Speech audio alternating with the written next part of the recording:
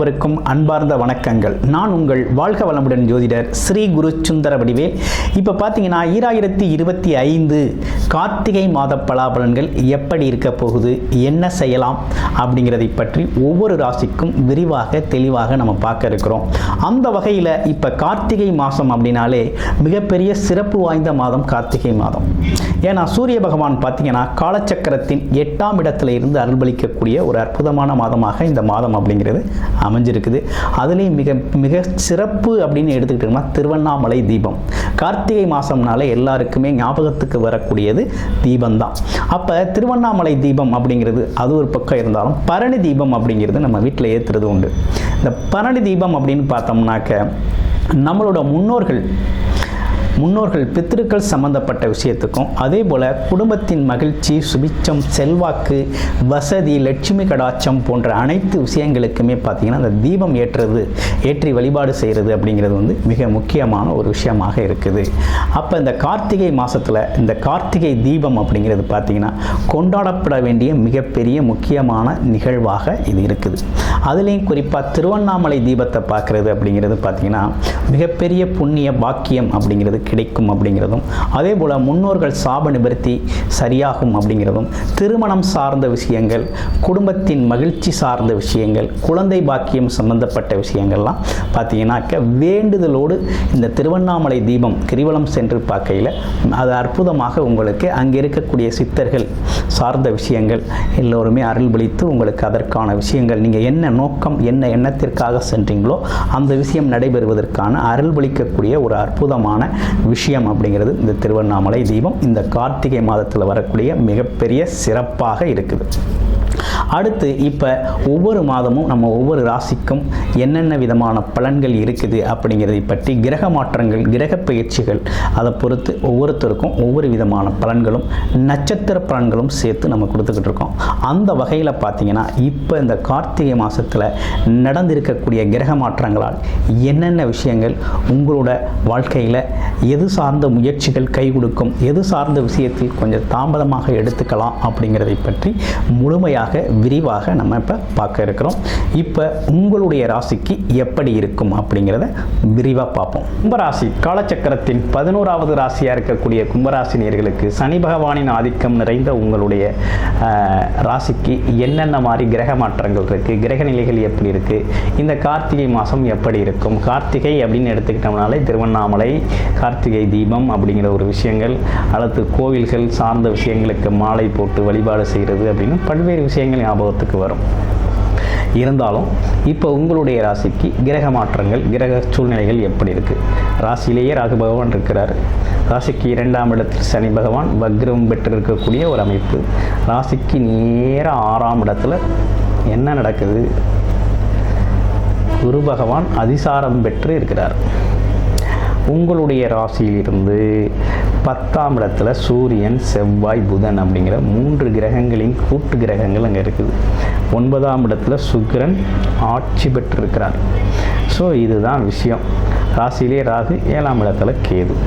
So இப்படிப்பட்ட அமைப்புகளோடு இருக்குது உங்களோட கிரக அமைப்பு. இந்த கிரக அமைப்புகளில் என்ன செய்யலாம் அப்படின்னா கும்பராசியை பொறுத்தவரையில் சனி பகவானோட பாதிப்பு அப்படிங்கிறது எக்கச்சக்கமாக அனுபவிச்சாச்சு. எப்படி எக்கச்சக்கமாக அனுபவிச்சாச்சு. என்ன விஷயம்னா வேலை தொழில் சார்ந்த விஷயத்தில் ஏகப்பட்ட நட்டம், லாஸ், ஏகப்பட்ட விஷயங்களை சந்திச்சாச்சு. ஏன்னா வேலையை விட்டவங்களுக்கு வேலை கிடைக்கல, தொழில் ஆரம்பித்தவங்களுக்கு தொழில் லாபம் இல்லை, தொழில் சரியாக ஓடலை, தொழிலாளர்கள் இல்லை, ஆமாம் புதிய ஒப்பந்தங்கள் இல்லை அப்படின்னு பல்வேறு விஷயங்களை இடர்பாடுகளை சந்திச்சாச்சு.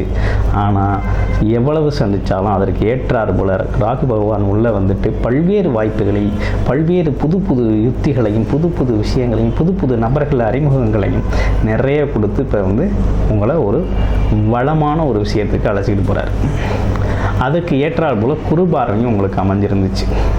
இப்போ என்ன நடந்திருக்கு அப்படின்னா குரு பார்வை அப்படிங்கிறது இப்போ உங்களுடைய ராசிக்கு 12ஆம் இடம், அதே போல் 10ஆம் இடம், அதே போல் 2ஆம் இடம் அப்படிங்கிற இடங்களை குரு பார்க்குறார்.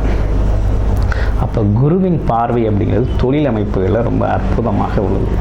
ஆல்ரெடி தொழில் ஸ்தானத்தில் செவ்வாய் பகவான், சூரிய பகவான், புதன் அப்படிங்கிற 3 கிரகங்கள் அமைப்புகள் அங்கே இருக்குது.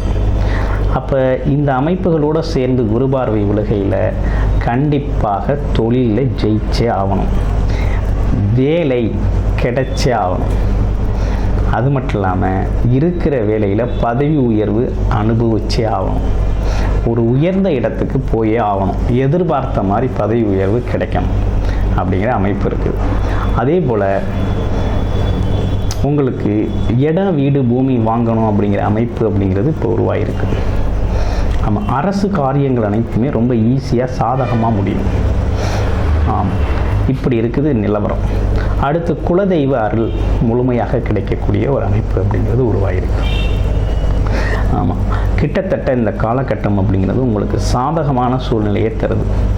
இது வேலை தொழில் அமைப்பு, அது மட்டும் இல்லாமல் ப்ரொமோஷன் சார்ந்த விஷயங்கள், இப்போ நெக்ஸ்ட் லெவல் ஹையர் லெவல் போகிறது, ஹையர் ஸ்டடீஸ் படிக்க போகிறது, அந்த மாதிரி ஏதோ ஒரு ப்ராஜெக்ட் பண்ணி அதில் சக்ஸஸ்ஃபுல்லாக தன்னை மிகைப்படுத்திக்கிறது, இப்படிப்பட்ட விஷயங்கள்லாம் அற்புதமாக இருக்கக்கூடிய காலகட்டமாக இருக்குது.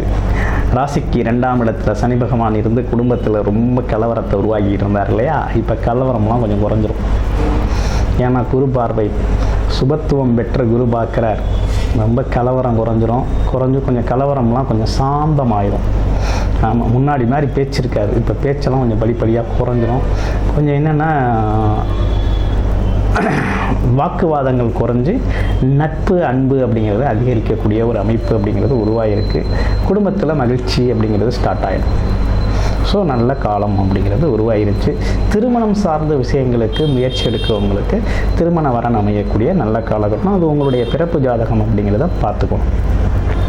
அடுத்து வெளிநாடு வெளியூர் பயணம் நல்லா இருக்குது. 2வது திருமணம் செய்யணும்னு முயற்சி செய்கிறவங்க, முதல் திருமணம் விவாகரத்தாகிடுச்சு, 2வது திருமணம் செய்யணும் அப்படின்னா அந்த 2வது திருமணத்துக்கான வரன் அமையக்கூடிய காலகட்டமும் நல்லா இருக்குது அப்படிங்கிற அமைப்பு இருக்குது.